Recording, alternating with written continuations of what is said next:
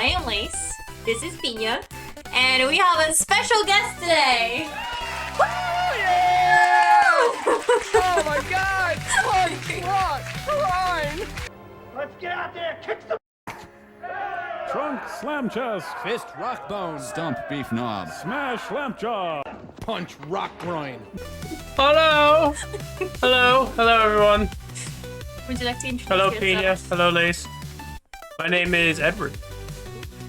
Today we'll have a very special episode, a recommendation for anyone and everyone depending on their age. If you're a kid, if you're a teenager, if you're an adult, there is an anime for anyone. Some are a little bit more silly and funny and geared towards kids. Others are more into kind of adulthood, and others are for teenagers kind of learning who they are, going through a bunch of different issues in high school, or they are just funny but for kind of comedy according to your age. We're going to talk about some really funny anime, but also some very serious ones for adults, and each of us picked one. So if you're new to anime and you fall under one of these brackets, I guess you have to. Here's your recommendation. Alright, so the anime that I chose is Pokemon. Hey! Yeah, Pokemon baby! aired from 1997 to 2023. Produced about 22 movies, about 76 games, including, spin-offs, including like Pokemon Go, a couple of those like not Game Freak games. It's also the highest grossing franchise of all time, about $150 billion Oh! With a B. worth. Oh, let's go back to 1997 now to start the anime. You get the first episode, you have our protagonist, you have Ash Ketchum. Now, Ash Ketchum is a 10-year-old, wakes up a little late on his first day to become a Pokemon trainer. So he has to go run over to Professor Oak's lab, because Professor Oak is like the head scientist of this town. He grew up in Pallet Town, but he was late, so he wanted his first Pokemon. He wanted a Bulbasaur, it was gone. He wanted a Squirtle, it was already gone. He wanted a Charmander, it was already gone. Oh, Those were his Ripbozo. three choices, and he was too late. He said he let him open up every one of them just for him to be like, no, it's not there. Oh, Not there. cold. He let him do it. Oh, it was terrible. He let him open up every one just for him to be like, nope, it's empty. Oh, cold. What about this Yeah, one, he's like, Ash? I have one in the back. I have it locked up in the cell. He opens up this Pokeball. Pikachu comes out. Ash's Pikachu. The face of Pokemon itself is the Pikachu. Our boy. Oh, and he does not like Ash one bit. He now has the Pikachu. He has to go into the wild now. His journey. He's left home, 10 years old, leaving home, going on out. Hard. Yes. Sending a kid into the wild woods. So bye, Mom. Go fend for There you go. yourself. Go explore the world. Not even a credit card or anything. Here's a mouse that shoots electricity. It's like, oh no, that's actually pretty cool. All right. That's about right.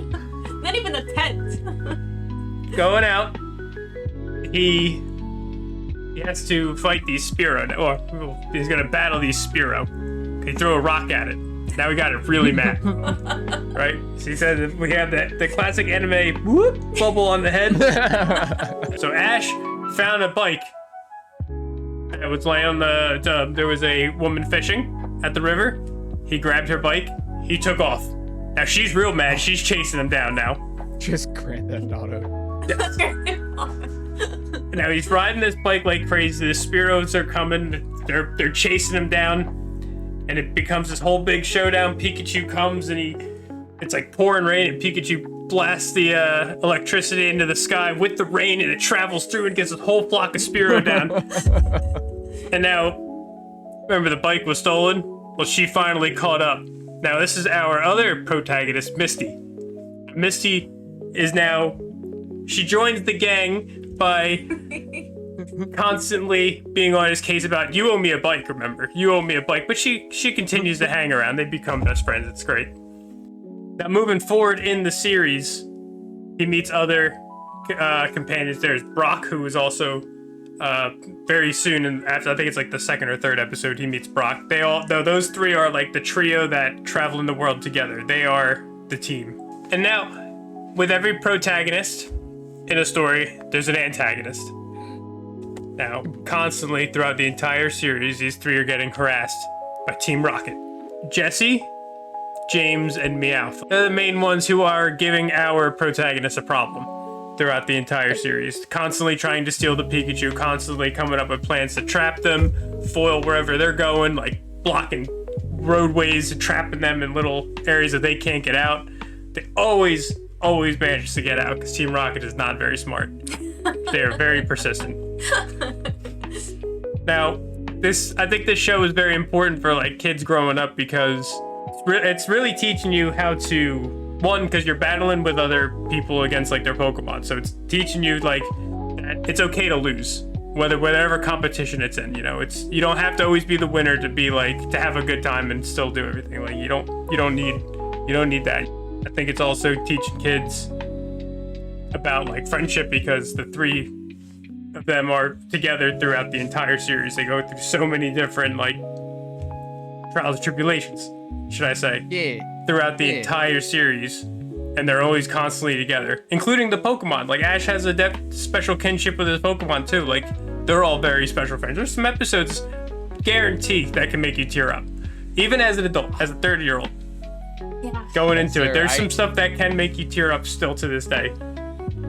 Bro, I'll Recently, never when forget. you brought it up, the Pikachu was, oh my god. Yes. Oh, the my Pikachu. God. How about the Butterfree? The Pikachu. Oh my Oh, god. that's right, yo. So now to end this with a quote.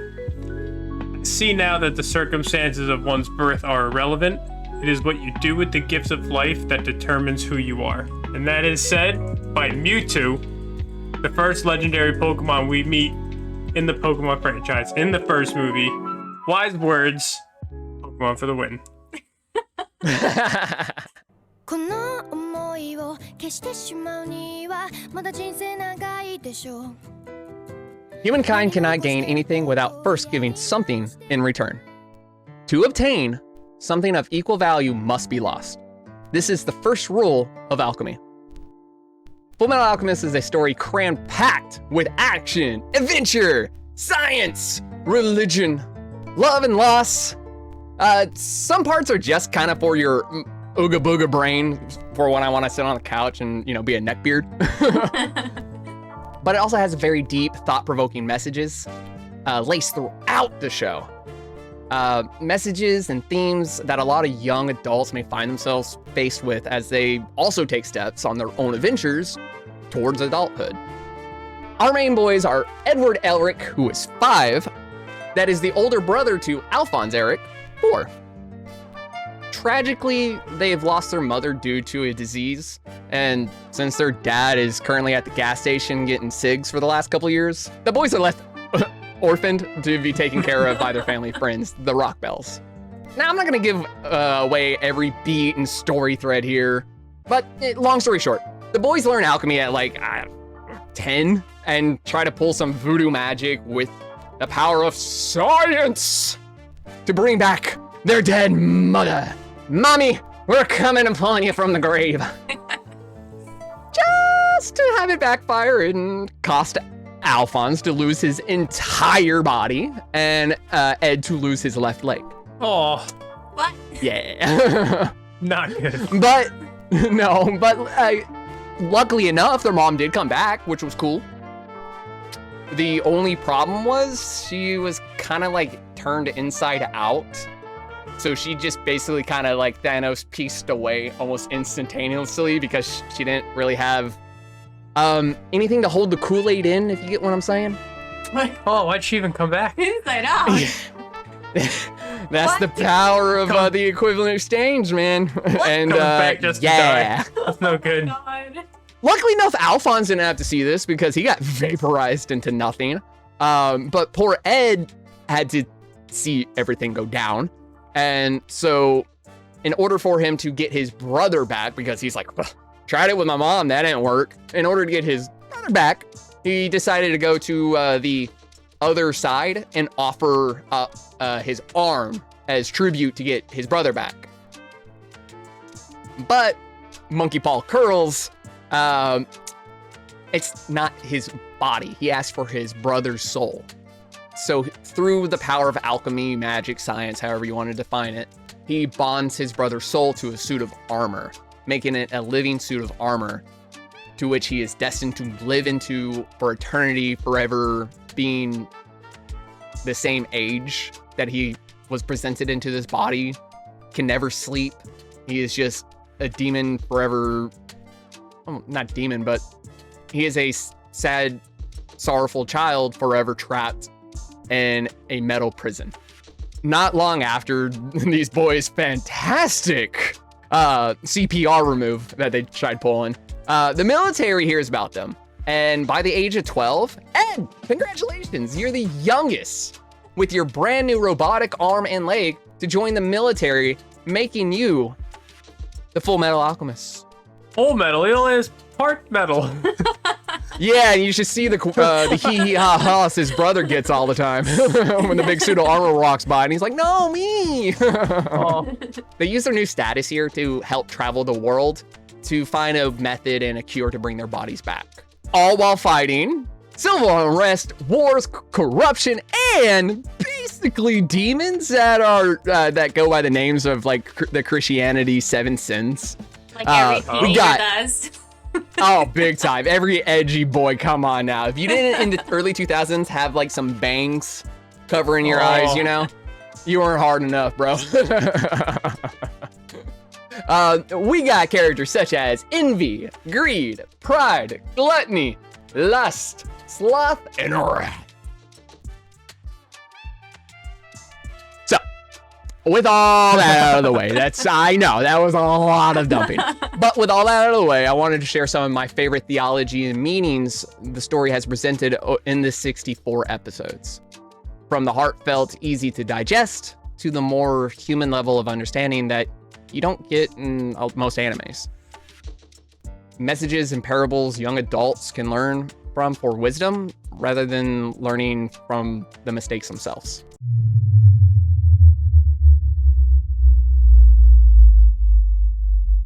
Darkness plagues many of the characters in Full Metal Alchemist. Throughout the show, our main boys are chased by a man named Scar, who unfortunately is blinded by rage set upon the military or the genocide that killed his people, including his brother. Yeah. Now, that being said, I don't know about you, but if some butthead came in here and killed my family, I too would probably be looking to get some, for some get back here. You know what I mean? Revenge. Exactly. So the good old revenge story here. But he's so blinded by his rage, he can't rationalize or truly understand Ed, who is at this time about 15, was not part of the military during that genocide, making him no better than the murderers hiding behind the badges. The Elric brothers are so used to loss and sorrow that they didn't have time to grow up. Like here, by the age of 15, they have lost what it was like to be a kid, how to slow down, until they met an adorable girl with a cute little puppy during one of their missions. They had to stay at a house of a scientist, and he had a young daughter with a really cute dog. And it was at this time, since the age of 5, that they were actually able to kind of be kids for a moment. With the help of her innocence, she starts bringing the boys back to Earth, kind of out of the darkness that they have found themselves in. Brace yourselves, because sadly, not long after Scar, he murders the girl. No! Yeah. He Yeah. just became my favorite character. It's okay. Yeah. Just had to rip her away from you. Oh. Yes. I was not ready. I know you haven't watched the anime. You should watch the anime because you think that hurts. More content, I don't know. The boys are just kind of left full of darkness once again. Al, by this point, for almost spending nearly 5 years in the suit of armor, is starting to question whether he's even real. The question I'm sure all of us has asked at one point in time, who am I? But luckily enough, big old bro Ed steps in to help along with the help of Winry Rockbell, who's also 15. That's their, the friend that they grew up with, and her grandmother. If you notice, I didn't mention their mom and dad. Does anybody want to take a guess? Look at genocide. They are dead. Yeah! Almost every Yeah, main about character that. is an orphan. No? Our main Superman. characters are orphans, so are our neighbors. Because instead of getting SIGs at the gas station with the Elric's brothers, as they probably should have done, they were medics who saved Scar while in the war. Given a bomb had went off, severing his arm, and he developed this X on his face, presenting him his name. The rock bells went through and patched him, saved his life. But when he finally woke up from his injuries and the realization that his brother was gone and his family, everybody was gone, he instantly became blinded by his hate and then slaughtered them right then and there. Oh. At a climactic moment, all the characters finally meet. And of course, they have their epic anime battle! Scar, blinded by revenge. The Elrics, wrapped in anger and hate. Winry, swallowed by grief and sorrow. Each of them are balancing a line that no one should really cross. Only till Winry had Scar at gunpoint is actually when the light shined through the darkness.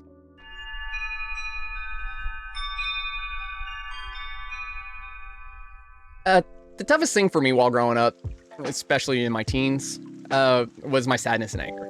Now, luckily enough, I didn't have it nearly as bad as the other characters in Fullmetal Alchemist, but let's make it clear that by not having the same trials and tribulations as somebody else doesn't stop you from having sympathy and empathy towards them. Shortly after Winry has Scar in her sights, she explains her sadness, her grief, and her anger towards him. You murdered my family. You've done this. You've chased my friends around. And all for what? To enact the same revenge that I'm wanting to do on to you? All of which he shares the same energy, as I mentioned, but to the military. Given the go-ahead to enact their revenge upon Scar, with a nod, Scar says do it. And like that, she lowered the gun, knowing her mercy is stronger than her wrath, thus rewriting Scar's and the Elric's thoughts and emotions moving forward for the rest of the story. The first rule in alchemy states it very clearly. In order to obtain, something of equal value must be lost. Revenge is rage, hate is anger, all of which follow underneath the same umbrella of darkness. In order to overcome that hurt and to bring light back out of the darkness, is to do the hardest thing. Forgive, love, understand, and learn. So I've never seen it. Okay, I should have said I haven't seen it yet.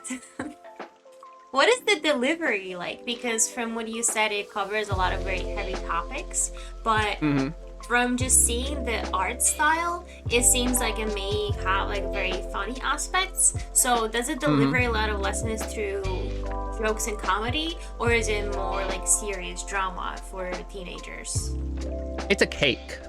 It does it so beautifully well mixed that one portion of it isn't stronger than the other, that they all complement each other very well.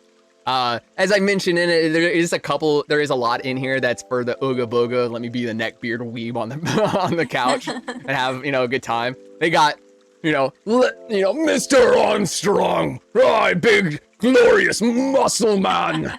But he's also like a really emotional dude, You got Roy Mustang, who is, I'm the captain of this ship, if you will, and everybody must do as I say, but his second command's always checking him.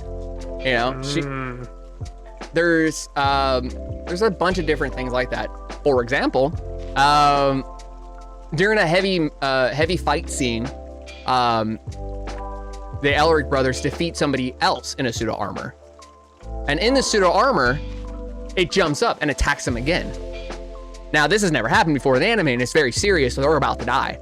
So as soon as he finally gets the upper hand and cuts down the second suit of armor from the first suit, need I remind you, like a Hydra, He's over there immediately poking in a very goofy Demon Slayer-esque way, going like, "You don't have a third brother, do you?" Oh. Oh, you know what? That's a great example right there.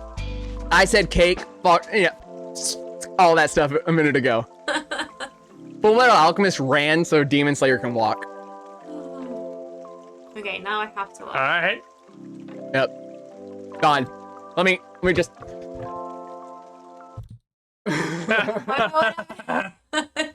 Mic drop.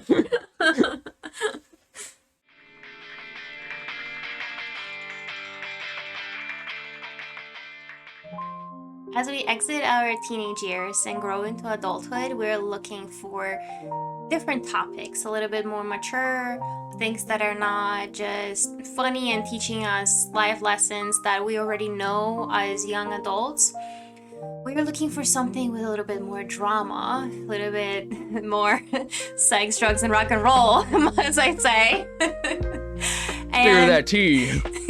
This anime is that. Nana is a beautiful story of exiting teenage years, exiting being a kid and growing into a young adult. It covers very heavy topics, so I want to start it off with, this is R-rated. If you are younger than 18, if you don't handle heavy topics very well, it's okay not to stay for the rest of the story. I'll try to keep it a little bit more family friendly, but there are very heavy topics in this anime. So, Nana is unfortunately an unfinished anime. The creator and the illustrator, Ai Yazawa, unfortunately wasn't able to finish the story. Don't worry, she's still alive. But she had some health issues and she was just not able to keep drawing. From time to time, she surprises her fan base with a few drawings here and there, and we all freak out. Oh, that's awesome. I hope she's feeling better. Yeah, everyone is hoping that it's going to be finished, but we'll see. The anime doesn't end where manga does. Manga has a little bit more story to it. So even anime doesn't keep up with like all the story, but even the manga is still kind of unfinished in the way it is currently. Like I mentioned, it's R-rated. It covers very heavy topics. It covers drugs. It covers very abusive relationships. It covers sex. It covers pregnancy, and also a lot of music and fashion. So, well, there's the most rated R thing. Yes. So, Nana is a story of two Nanas. And for the sake of the video, one of them is going to be Nana, and another one is going to be Hachi. So both of them are named actually Nana, and they meet on a train going to Tokyo. They leave their little small towns and want to kind of explore the big city, have something else going for their lives instead of just kind of being in a small town with no education. So one of them is going to Tokyo to go to school, and another one is kind of seeking to explore her musical career. Nana is the kind of rock and roll one, inspired my outfit today. And Hachi is the very sweet, very kind of childish young woman. She goes through a lot in this story. We'll get to that, but they're kind of polar opposites, but they become best friends. While going to Tokyo, they meet on a train, they start talking, and they kind of go their separate ways, but later on they meet again, just like fate. They were, meant to be together, they were meant to be best friends, and they go through their journey of, self-discovery and maturing together.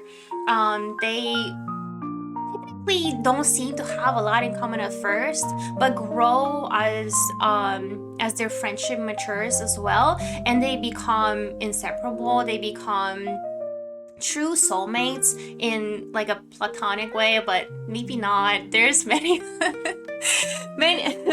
theories about it. Technically they are just friends, but many people hope that there will be more than that. Okay. but it's just a theory. They show a lot of affection to each other, so maybe that's why a lot of people think that there is more to it. They do even say that they love each other at one point on another, one way or another, but they're not in like a romantic relationship. They become roommates, so they spend a lot of time together. They even take a bath together. Again, What year does this take place? Because Okay. I'm starting to think this is like my uncle who grew up in who was born in 1886, where he had a roommate for a long time. No, it's like I actually don't know the age, the year that the story takes place, but Well, if there's rock and roll, it's got to be at least 70s. no, it's like past that. I feel like it's around So the the time 90s it punk? was. Do they have cell phones? They have cell phones. Touch yes. screens? No, they have flip phones. So maybe 2000s. like 2000. Yeah. 2000s. Yeah. Oh, Yeah. Nickelback. Is that a razor? Yo, Nana is also what inspired my phone case. Speaking of phone cases, strawberries are a big portion of this story. What's more rock and roll than strawberries? One thing that is super, super important in the story is music.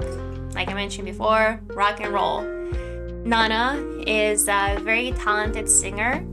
She also plays a guitar, and she wants to make it in the industry. She forms a band, and Hachi is very supportive of it. And she found a bassist and a guitarist, a drummer, the whole thing. And they all become friends. They've all become very close. And the music in the anime is actually a real musician who like played that song, and a lot of people actually go see her live and freak out. I have seen her like recordings of her show. It's very beautiful. It's really great. We hear one song particularly very, very often, but there's more to it, and there's also a second band that goes and gets into play, and they have a different singer, so there's also like different music there. Another thing that is super, super important for the fandom and in the anime is fashion. So both Nanas have very, very different styles. There are a lot of references to Vivienne Westwood. She is an amazing designer. And Nana actually wears wears jewelry from that designer, and a lot of people who are fans of this anime follow it for the fashion itself. And like I mentioned, the creator sometimes posts like a drawing here and there, and the biggest thing about it is the fashion. That the is super drip, important. baby. Why didn't she make clothes then? She does, but the jewelry is like the piece. I actually have She's aspiring. I have the earrings. That's awesome. I actually should have worn them, but Oh, dude. forgot. It's So not bad. she's inspiring actual fashion to be brought out there. Oh, that's awesome. Yes, so if you're into fashion, if you're a young adult, maybe studying fashion, I think Nana is like something that you must watch. It's very influential for a lot of fashionistas, and it's just beautiful. It's beautiful design. Every character has a very unique style, and if you're not into fashion, you may not quite like maybe catch it. You would think like, oh, these people like are rock stars. She's like super cute. That's why she like wears, you know, like florals and dresses and whatnot. But the designs are wonderful, and they're so plentiful too. You know, in like some anime, everyone kind of has one outfit and that's what they wear the whole time. Like The Doug Pokemon. effect. Ash Ketchum. Yeah. Ash Like never Ed- never did laundry. Full Metal Alchemist, same thing. Yes.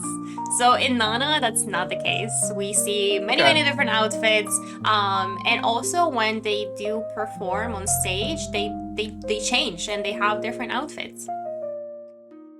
And there's also, like I mentioned, very heavy topics. There are things that kind of help us understand abuse, kind of help us understand how people kind of fall into toxic relationships, why they can't leave, that love is not always happy, But sometimes the painful things, sometimes the hurtful things are necessary to love someone. And both nanas really speak wonderful about this, and it makes me really feel like maybe the way I felt like this time and that time was okay because I learned from it, I grew from it. The way the anime is kind of set up is in every episode, Nana talks to Nana. So when you hear Hey Nana. I get goosebumps. And that's how episodes start. in case that wasn't clear. It doesn't matter which one's talking, either one. Yeah, because they're both nanas. So Can you tell immediately by the voice? Yes, they have very distinct voices because they're very different. So, Nana, the rock and roll one, she has a little bit deeper voice, a little bit more mature, versus Hachi, the cute Nana. She's like a little girl, and I was like, hi, Nana. And the thing is, the way it's narrated, it's very heartbreaking as well, because most of the time when they speak to each other, it kind of sounds like they are writing a letter to each other way more in the future, where they're no longer around each other for some reason. Throughout the anime, you don't quite know where in the story they talk to each other, but when they begin narrating, it kind of makes you feel that the story is over and they miss each other, and that just brings so many emotions. And when I'm on TikTok and I see like little clips from the anime and I just hear like, hey Nana, remember when, I just want to cry. Like it's very, very emotionally, like there's just so many emotions. There are happy emotions, there's like devastation, but there's also episodes when you feel scared, when you feel like there's no hope, and then it turns around and there is hope and then things are changing. Overall, it is drama, so I do want to make sure that you are aware of it before you start watching it. It's not anime for the faint of heart.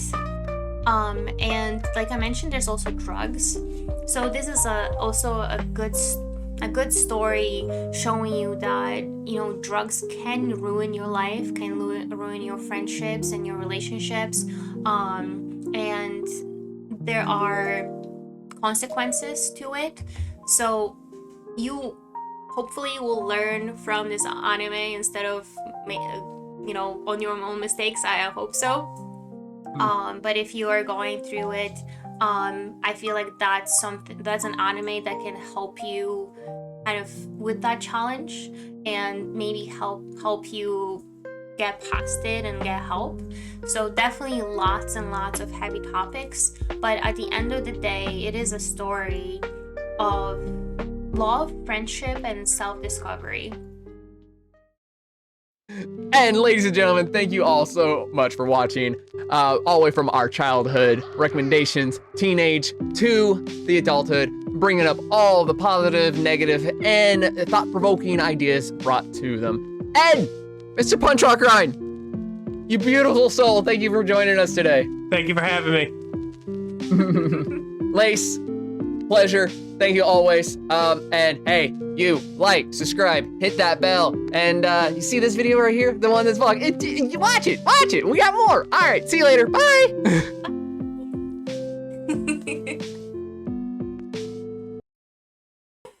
I pulled a staple out of this chair.